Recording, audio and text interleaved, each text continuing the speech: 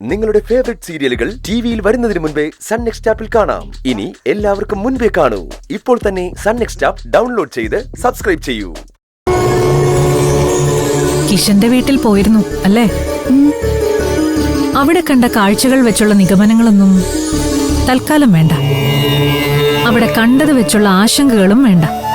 അതിനെക്കുറിച്ചുള്ള ചിന്തകളും ഇപ്പോൾ വേണ്ട.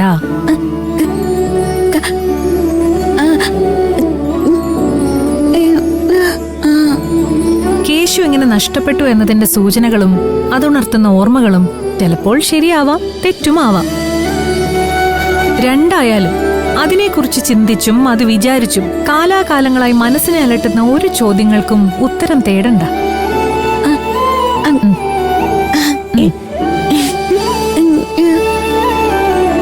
കിഷനും നിന്റെ അനിയത്തിയും തമ്മിലുണ്ടായ ഇഷ്ടത്തിന്റെ ഭാവി എന്താകും എന്നതിനെക്കുറിച്ചുള്ള ആശങ്കയ്ക്ക് ഇപ്പൊ പ്രസക്തിയില്ല. അതിനെക്കുറിച്ച് വിചാരവും വേണ്ട. പക്ഷേ ഇന്നത്തെ ഈ കൂടിക്കാഴ്ചയ്ക്ക് വലിയ വില കൊടുക്കേണ്ടി വരും. അതാണിപ്പൊ ചിന്തിക്കേണ്ടത്.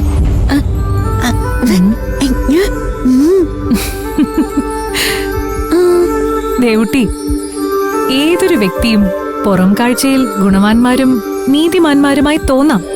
പക്ഷേ അതാവില്ല അവരുടെ ശരിയായ വ്യക്തിത്വം. അത് വളരെയേറെ സങ്കീർണമായിരിക്കും, ആർക്കും നിർവചിക്കാനാവാത്തതുമായിരിക്കും. അതിൽ വിഷമുണ്ടാവും. ആ വിഷം ഏത് വിധത്തിലാണ് അന്യരിലേക്ക് പകരുന്നതെന്ന് നമുക്ക് കരുതാനാവില്ല. വിഷസ്വഭാവമുള്ള ചിലർ നിന്നെ ലക്ഷ്യം വെക്കുകയാണ്.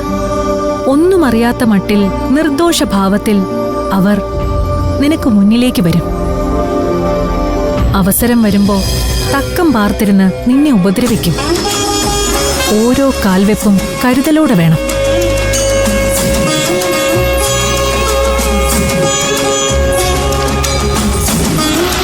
ദേവിയുടെ കൈത്താങ്ങുണ്ടാവും, പക്ഷെ കരുതലും ഒപ്പം വേണം.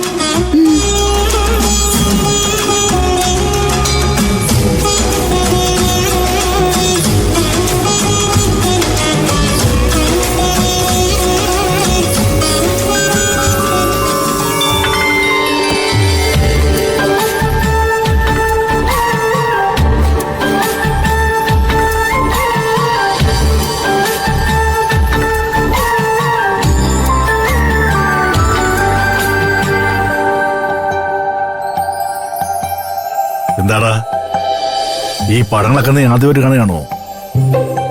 അല്ലല്ലോ, ഓർമ്മ വെച്ച കാലം തൊട്ടത് കാണുന്നുണ്ട്. പക്ഷേ അന്നൊന്നും ചിന്തിക്കാത്തൊരു കാര്യം ഇപ്പൊ തോന്നുക. അതെന്താ ഇതുവരെ ഇല്ലാത്തൊരു പുത്തൻ കാര്യം? അപ്പനത് ശ്രദ്ധിച്ചായിരുന്നോ? ആ ഫോട്ടോയില് എത്ര പേരുണ്ട്? എത്ര പേര്? 3 പേര്. ഒരാളിന്റെ കുറവ് കാണുന്നില്ലേ? അല്ല, ഈ വീട്ടിൽ നമ്മൾ 3 പേരല്ലേ ഉള്ളൂ, പിന്നെ ആരാ കുറെ? ഈ വീട്ടില് നമ്മൾ 3 പേരേ ഉള്ളൂ. പക്ഷേ ഇങ്ങനെ ഒരു ഫോട്ടോയില് 4മതൊരാൾ കൂടി വേണമായിരുന്നു. അതാരാ? ചിത്രത്തിലുണ്ട് അവിടെ 4മത്തെ ഒരാള്.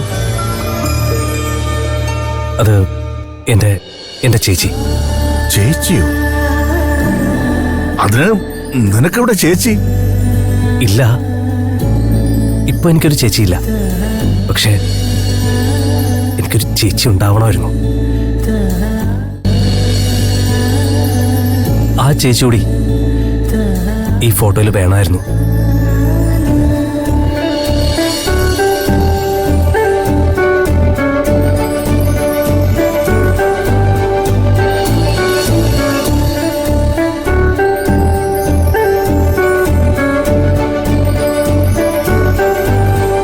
ഇല്ലാത്തൊരു ചേച്ചി ഞാനിപ്പോ എവിടെ പോയി ഉണ്ടാക്കാനാ? അത് സാരല്ലപ്പ. അപ്പനും അമ്മയ്ക്കും ഒരു മകളുണ്ടായില്ലെങ്കിലും എനിക്കൊരു ചേച്ചിയുണ്ട്, ദേവുട്ടേച്ചി. ചേച്ചിക്ക് ഇഷ്ടമില്ലാത്തതൊക്കെ ഞാൻ ഒരുപാട് ചെയ്തിട്ടുണ്ട്. ചേച്ചിക്ക് എന്നോടുള്ള വിശ്വാസം മുതലെടുത്ത് ചേച്ചിയെ ആ വിക്രമിന്റെ മുന്നിലെത്തിക്കുന്ന ദ്രോഹം വരെ ഞാൻ ചെയ്തു. എന്നിട്ടും ചേച്ചി എന്നോട് പുറത്തു. ഇപ്പോ ഞാൻ ഇഷ്ടപ്പെടുന്ന പെൺകുട്ടി ചേച്ചിയുടെ അനിയത്തിയാണെന്ന് അറിഞ്ഞപ്പോഴും ചേച്ചി എന്നെ അംഗീകരിച്ചു. ആ മനസ്സ് സ്വന്തം ചേച്ചിക്ക് തുല്യമായ മനസ്സാ. അപ്പാ, ദേവൂട്ടേച്ചി എന്റെ സ്വന്തം ചേച്ചിയെ പോലെ തന്നെയാ. ഒരു അനിയനോടെന്ന പോലെ തന്നെയാ ചേച്ചി എന്നെ സ്നേഹിക്കുന്നത്. ഒപ്പം പിറക്കാതെ പോയൊരനിയൻ.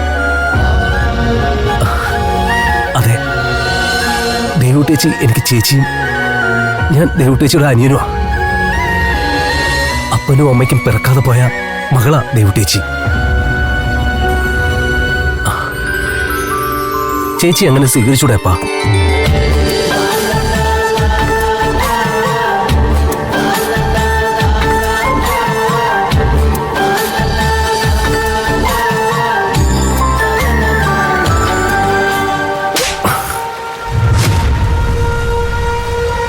ഈ അടി എന്തിനാണെന്ന് മനസ്സിലായോ? ഇല്ല. വിശ്വാസവഞ്ചനയ്ക്ക്. നിന്നെയും നിന്റെ ശിങ്കടികളെയും വിശ്വസിച്ച ഞാൻ അന്ന് എന്റെ ചെറുക്കനെ നിന്നോടൊപ്പം പറഞ്ഞു വിട്ടത്. എന്നിട്ട് നീയൊക്കെ എന്താ ചെയ്തത്?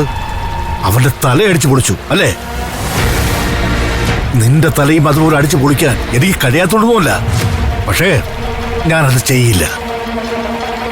കാരണം ഞാനും നീയും ഒരേ ഗ്രാമത്തിലെ സന്തതികളാ. ഒരമ്മ പെറ്റ മക്കളെ പോലെ. അണ്ണ, മാപ്പാക്കണോ അണ്ണ? അന്ന് അണ്ണന്റെ പയ്യൻ ആ പെണ്ണിനെ രക്ഷിക്കാൻ ശ്രമം നടത്തി. അതിന്റെ ചൊരുക്കിലങ്ങ് ചെയ്തു പോയതാണ്. ആ, ഞാനത് വിട്ടു. പക്ഷേ ഇപ്പൊ നിന്റെ സഹായം എനിക്ക് വേണം. അണ്ണൻ പറ. അണ്ണൻ പറഞ്ഞാൽ എന്തും ചെയ്യും ഞാൻ. എന്താ ചെയ്യേണ്ടത്? നീ നേരത്തെ പറഞ്ഞില്ലേ ആ പെണ്ണ്, ആ പൂക്കാരി പെണ്ണെ, ആ പെണ്ണ് ജീവിച്ചിരുന്നൂടാ. അവൾ ജീവിച്ചിരുന്നാൽ ചിലപ്പോൾ എനിക്ക് എന്റെ മകൻ നഷ്ടപ്പെട്ടു പോകും.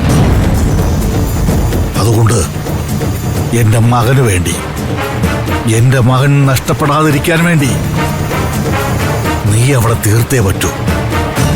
അതിന് എനിക്ക് നിന്റെ സഹായം വേണം. അണ്ണൻ പറഞ്ഞ വിക്രമം ചെയ്തിരിക്കും.